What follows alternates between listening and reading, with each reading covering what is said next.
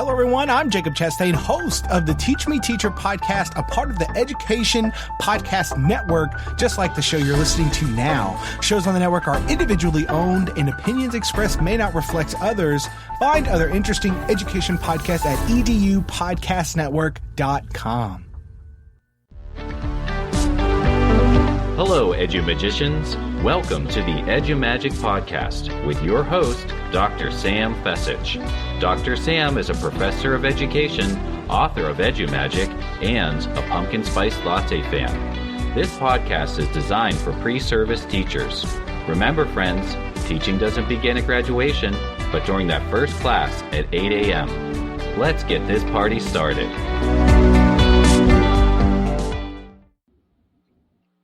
Hello, EduMagicians, and welcome back to another episode of the EduMagic Podcast. My name is Dr. Sam Fessich, and today I have with me Allison Keefe, who is a 7th grade English teacher at Agora Charter. She's also a KTI star, class of 2019. She's an amazing online educator, and today she's going to share about online teaching, what it looks like from her perspective as a teacher. She's going to talk about how she gets to know her students and how you as a teacher candidate can stand out if you want to get a job teaching online. Allison, welcome to the show. Hello, I'm so excited to be here. Thanks for having me. My pleasure. Oh, and I forgot to mention she's also the co-host of the Cyber Sisters podcast, and we'll totally shout that out at the end of the show. Oh, thank you so much.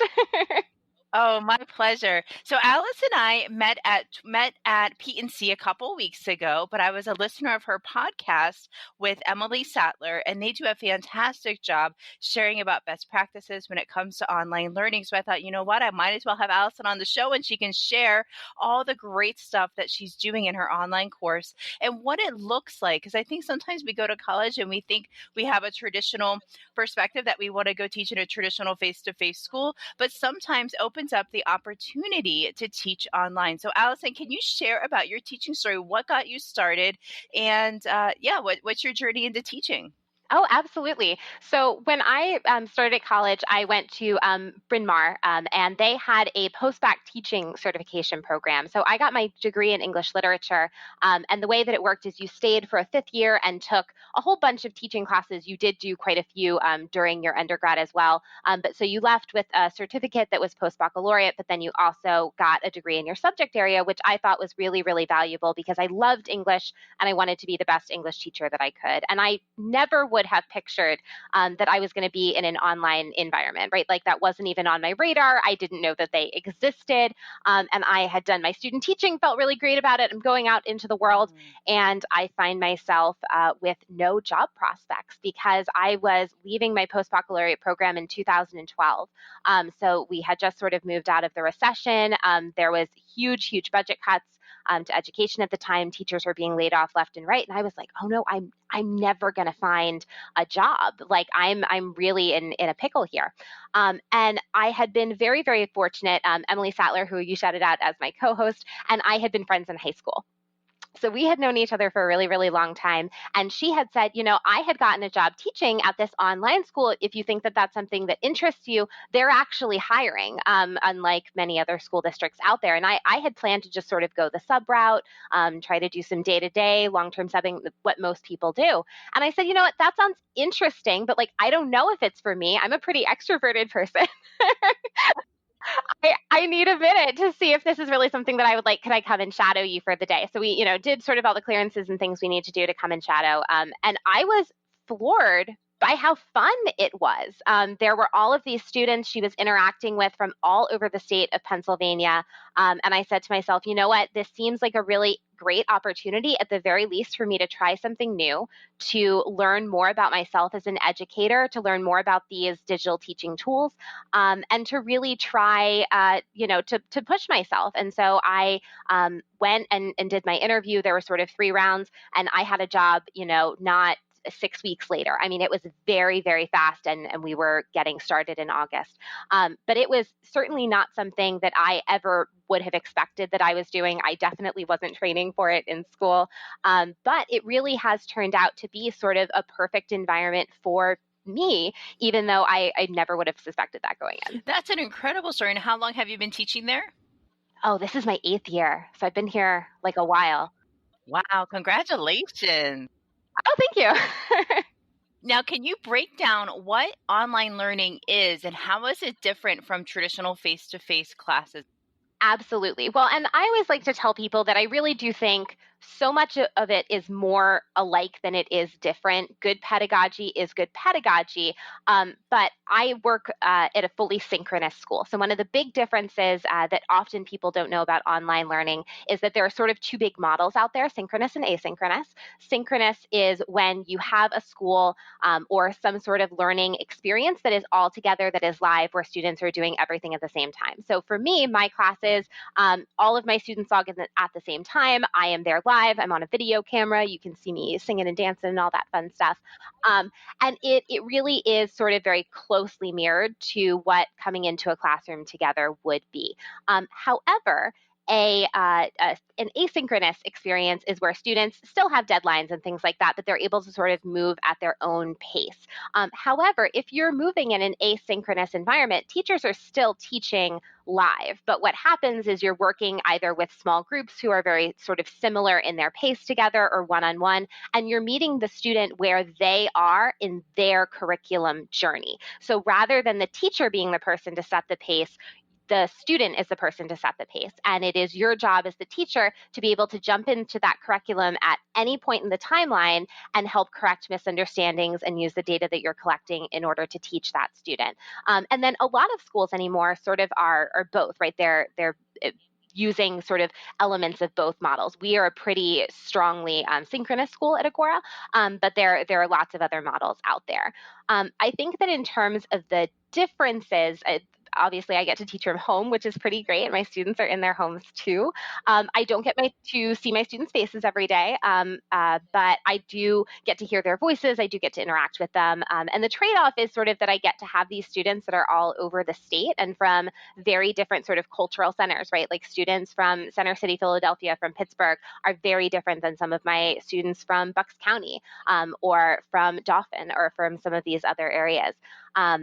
I also have the advantage, I think, of knowing that my students have a certain amount of digital equity because my students are provided with computers. They all have internet at home. I have a certain amount of assumptions that I can make as a teacher that says, I know that you have access to this program tonight. I know that you're able to do this work for homework. When I was student teaching, which I did in a brick and mortar, I was never able to make that assumption, right? All of my students came with completely different baggage.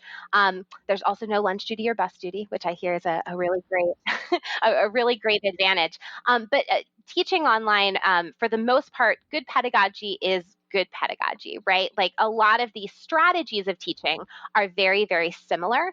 The differences come in thinking about how can I use a tool as a means to make that connection or to bridge that gap or to do a similar strategy just in a different way. Allison, now I have lots of follow-up questions to that. So you talked about how, there's no bus duty, there's no lunch duty. You have pros and cons for no matter what teaching experience that we're in. But what does a typical day look like for you as a 7th grade English teacher teaching online? Oh, so it is a very sort of similarly structured day. For the most part, I'm up at 6 and I start working by 6:30. One of the things in the sort of digital environment is that you do have a lot of contact with students in between your classes. And so my prep is sort of never my prep. I am always calling or reaching out or, sending emails or IMs back and forth with students. And so I really need that time in the morning for me to work on creating videos, creating digital content, creating, lesson PowerPoints, things like that are going to be used in my class. And my first class of the day is actually a target time that we do. So we, as the teachers, have an MTSS plan, just like sort of every typical school. And we work with a small group of students who are, for me, in Tier 2 remediation for reading and do that from 8:30 to 9. And then I have the beginning of my classes. So we have classes that are scheduled at 9, 10, 12:30, 1:30. And then there's a slot in there at 11 o'clock where we do our PLC meetings, we do our department meetings, we do, all sorts of those kind of things.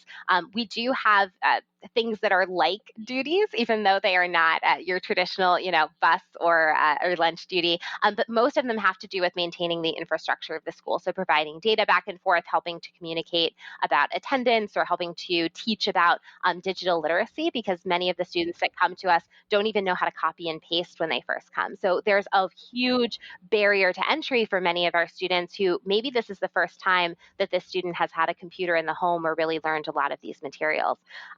So usually by the time we hit about 2:30 is when the students are finishing up.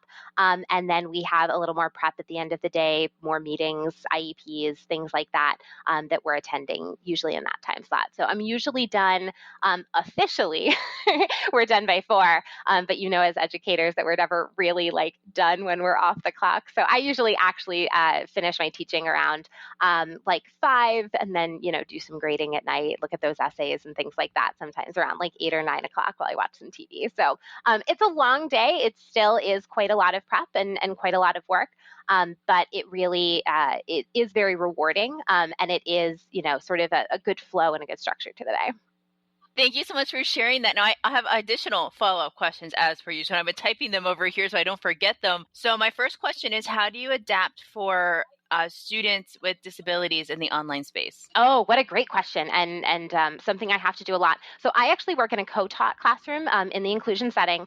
So I work directly with a special education teacher every single day. She is in my class. We really don't like the students to be able to tell the difference between her as a special education teacher and me as the content area teacher. We're both empowered to do things, to make things, to work with any group.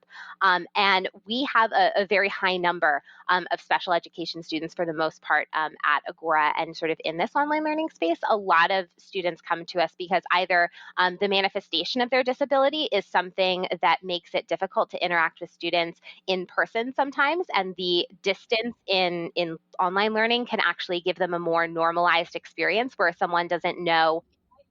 And similarly, we have a lot of technology that we can sort of give to students as far as speech to text and sort of the ability to have things read aloud that we can sort of give to a student at the press of a button. That's very, very simple. That isn't always, at least it wasn't always possible. I know when I was teaching in brick and mortar, doing my student teaching and that kind of stuff. The biggest thing is that you have to think about accommodations as a method of both interacting with the disability, but also thinking about how does the disability interact with the technology.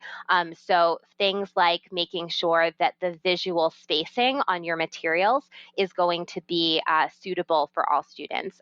Trying not to use colors that are even like red and green, because we have so many students who are red and green colorblind. You're thinking a lot of times about doing things the same way every single day, because you have a lot of students for whom routine is super, super important. So really making sure to instruct those materials. You want to make sure that there are spaces for students to deal with emotions. We have a lot of students with ED or students that have a lot of trauma in their background. And so in my classroom, we have something we call our break room that any student can go to at any time. Or sometimes we might suggest that they take a 5-minute break in the break room, take that timer, and are able to sort of step away and then have a conversation with us and come back to class. So for the most part, the technology allows us to either make a very specific accommodation, something like, our students are going to have a reduced answer choice or a text read aloud or, extended time on something, things like that, that sort of are very typical in a classroom. But the other piece of that is making sure that we have SDIs in place that are really working with not just the classroom content material, but also making sure that it is appropriate for the technology that they're using as well. And I think that's a great segue into my next question. What are your go-to tools for the online teaching environment? Well, we use a digital classroom space. I mean, obviously, I think that is probably our most important one. We use Blackboard Collaborate. There are lots of them out there now. And so if you're sort of looking to use different ones, there are lots of ones out there. I am a big fan of Nearpod. I love Nearpod for my digital classroom because you can tell when someone has moved off that browser page, and my kids are 12. And sometimes they are more interested in YouTube or Facebook than me. It's astounding, absolutely astounding. But the ability to keep them really interacting using something like that, and the ability to sort of gently guide them back to class is really, really important. I am also a big fan of Google, the Google suite of products. So I use Google Docs and Google Forms all of the time. All of the students have their own Google folders. And what's great about that is that means that I can be in documents while my students are writing, right next to them, speaking with them over the microphone about the things that they're actually writing. And so it sort of mirrors that over the shoulder experience that you would have in the classroom with a student, looking at what they're writing and sort of helping to coach them through that individual experience. In Blackboard Collaborate, you can create these things called breakout rooms that allow for each student to be in their own space, and then they can share their computer screen so that you can see what it is that they're working on. So you could, for example, see, my student's graphic organizer is up, and then, their Google Doc is up. And then I use Google Forms quite often to capture data or to do, wrap-ups or reflections or things like that at the end of class. And the last one that I would suggest, I've actually only just started using. I started using it this year as a result of the podcast, because we tried it as one of our Try It episodes, which is sort of what we do is we take a digital learning tool or a pedagogical tool from brick and mortar, and we try to bring it into our classroom and think about how it translates. And that's sort of the shtick, I guess, of our podcast. And it's Actively Learn. And it has been transformative in my classroom because it really completely takes out from us that distance between reader and teacher. The students can all be sort of reading at their own pace, and I, as the teacher, can see where they are. I can see them moving through the text, answering questions. I'm able to go back and forth and send back a response as they're sort of finishing their writing and reflecting on what they're reading, and the kids have been loving it. So really, between those four things, I know that we wanted 5, but those 4 things are probably the ones that I use most often. So Blackboard Collaborate and Nearpod to make sure that my students are with me, they're participating, they're being active in my classroom space when we're doing direct instruction. I use the Google suite of projects for writing, and then I love Actively Learn for my reading instruction. Those are fantastic, and I'll make sure I link to them in our show notes. And they kind of lead into our next question here. What does classroom management look like in an online space? Oh, good question, because 12-year-olds are always 12. I think the biggest thing with classroom management in particular is that a lot of the same behaviors manifest, they just look a little bit different. So students in a traditional classroom will get that glazed look over their face sometimes and become disengaged or distracted. It's just even sort of more of a problem because I can't always see what's happening on the other side of that screen, right? I can't always see, that maybe a parent has the TV on in the background, or I can't always see that they have opened up another browser. So what we've had to learn to do over the course of, our time as online educators is what practices are you putting in place to make sure that students are paying attention? So Nearpod is a big part of that for me, making sure that we have engagement checks that are, never, less than or never more than 2 minutes apart. There's always something that we're doing. We do a lot of screen sharing and app sharing so that we can see what's actually going on in real time on a student's computer so that we can be working with them, but also talking to them pretty overtly about, it's the beginning of class, it's our first 5 minutes, let's take that deep breath and turn off the TV in the background. If you're talking with someone online, please tell them, I'm sorry, I have to go. My class is about to begin. Shut down the game that you're playing, your Roblox, your, Minecraft, whatever it happens to be. So that I think is a big one. The other big one is focusing on the chat box, right? Because a lot of our students grew up with technology and grew up with comments sections. And I don't know if you've looked at a comment section on social media recently. They are not the nicest places, right? And I think the behavior that adults have really modeled for our students about how it is appropriate to speak to another person when they cannot see another person's face really manifests in our students. And we can see them trying to sometimes mimic behaviors that they'll see in the comment section of a YouTube video, in the comment section, of a Facebook post or something like that. So one of the things that we spend a lot of time instructing about is digital empathy and digital literacy, that just because you cannot see the person on the other side of the computer, that doesn't mean that they're not a real person with real feelings. And what are some expectations that we have as a society, as a classroom, for how we should be speaking to one another, for how we should engage each other even when we do disagree? What is it to have a civil discourse back and forth? What can that look like? How should you react if something that another person says has made you upset or made you angry? How can you express that in a thoughtful way? So we really spend a lot of time not just teaching them about how to interact with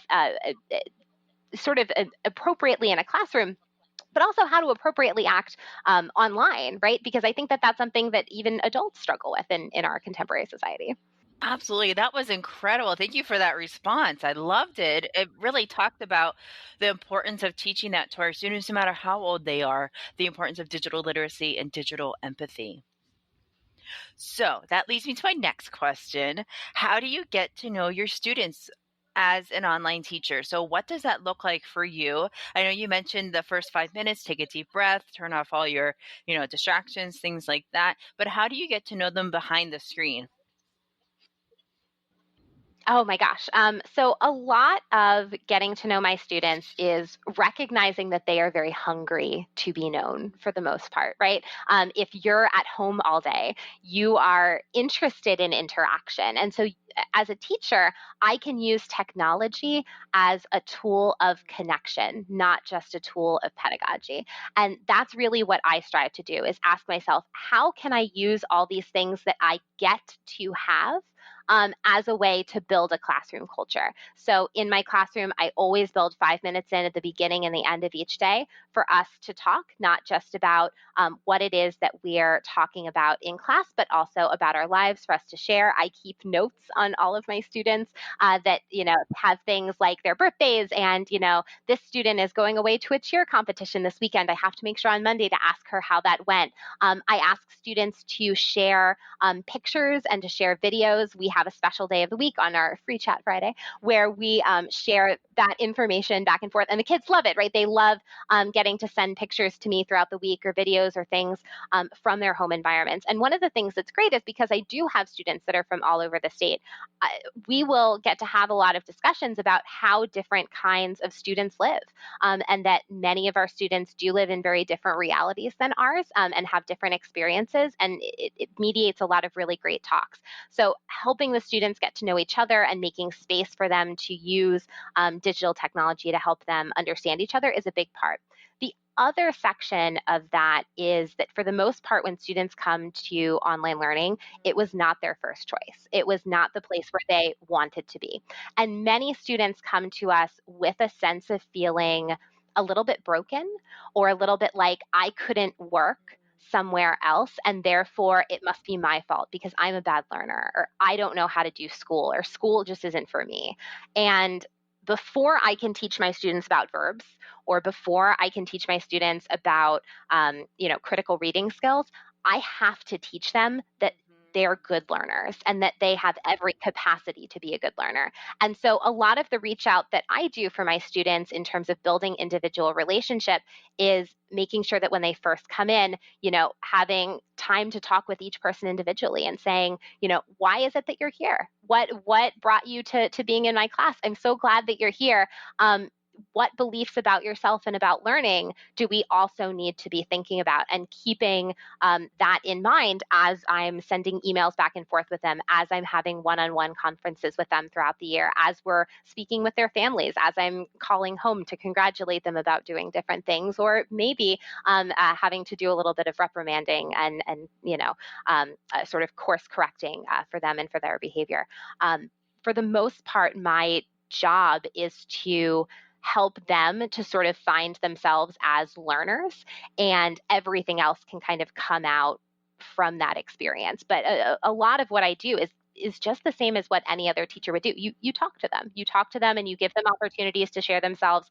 And every 12-year-old, right, really does want to be loved and respected. And for the most part, if you give them that love and respect, they'll give you that in return. So if we have a couple of listeners out there who are interested in online teaching as their career path, what advice do you have for them so they can stand out whenever they're applying for an online position? Ooh, okay. So the most important thing is making sure that you get to know the technology that the school you're applying to uses. I know for a fact that one of the things that differentiated me when I applied to Agora was that I had actually downloaded like a free version of Blackboard Collaborate because I knew that that was what we used. And I was asked to make a lesson that would be accessible in that space. And we were asked to essentially make a PowerPoint. And I think we were sent like a video that said, these are some of the other capabilities that you'll have. So I practiced with it. And when I went in, I was able to load the PowerPoint myself. I was able to incorporate all of the different functions that were in the platform. I got on the camera. I had a backdrop. There were props. So making sure that your particular school that you're applying to may not be a synchronous school like mine where that live classroom experience is so important, but I am sure that they have some kind of technology that really is important for the way that their school runs. So do that research and figure out what technology they're using and see if you can get a hold of it before you're interviewing, before you're doing your teaching demonstration or any of those things. If that information isn't easily accessible online, sort of through public media, ask whoever it is that your interviewer is going to be or whoever it is that your contact is. I've been doing a lot of research on your school. What are some of the pieces of technology that are really critical to the way that you teach? Because I would like to be proactive to go out and learn those things, because the professional development is a huge part of when we bring people on board, that we have a ton of technology to teach them a very short period of time before we can get them into the classroom. I think the other thing that I think interviewers really want to hear is a desire to use technology as a tool of connection. And have you thought through how you're going to use technology as a way to build relationships? Are you someone who has experience using discussion boards or making a student blog or working with podcasts or doing some of the cool video editing projects? Have you done those yourself in your own school? Maybe if you're a younger candidate, or if you're a brick and mortar candidate now, have you started incorporating those kinds of projects into your current classroom? Because those are the kinds of materials that are going to get you hired. I love those. Are so actionable and things that people can do right away to prepare themselves for that interview. Allison, that was fantastic. Oh my gosh. This time flew by, friends. I don't know about you, but I'm going to be rewinding this episode whenever it goes live so I can listen to all the things again. And make sure you guys check out the show notes. Allison, if my listeners want to I know they're going to want to get in touch with you. How can they do so? Where can they find you? Well, you can find me on Twitter at Allison K Teaches, and you can also find me at the Cyber Sisters podcast. And can you share a little bit about the podcast that you're doing with Emily? Absolutely. So the Cyber Sisters podcast, we started it at the beginning of the year. It was a differentiated supervision project. We were peer coaching each other, and we were really interested in taking some of the amazing ed tech and sort of technical pedagogy, virtual pedagogy, things that we had seen in other teachers' classrooms through our KTI experience, through our PAECT experience, through our experiences with like ISTE and PETE and places like that. And we wanted to use those as the basis for our peer coaching experience. So we decided that what we sort of do is each month we have a coach that comes on that talks to us about something real that they are doing in their classroom right now and talk to us about how they do it and how we can translate it into our cyber room. And then we have a follow-up episode at the end of the month where we talk about how it went, how did it implement, and we're very honest about the things that were successes, the things that were fail forwards. We really think of ourselves as teachers, as lifelong learners, right? Like that's what we are. We are professional learners, and we are very interested in coming out in front of everyone and learning professionally with you guys on board. I think that's amazing. So make sure you guys go and check out Cyber Sisters. Can they find it where all podcasts, where they can they subscribe to it wherever the podcasts wherever are the played? Podcasts are? We're on Spotify, Google Play, Stitcher now, Apple Podcasts, all the places, Castbox. you can find us. All the places. I love it. Allison, thank you again for your time today. This was a fantastic interview, and I know my listeners got so much value out of it. Thank you so much for your time. Thank you so much. It was a pleasure to be here.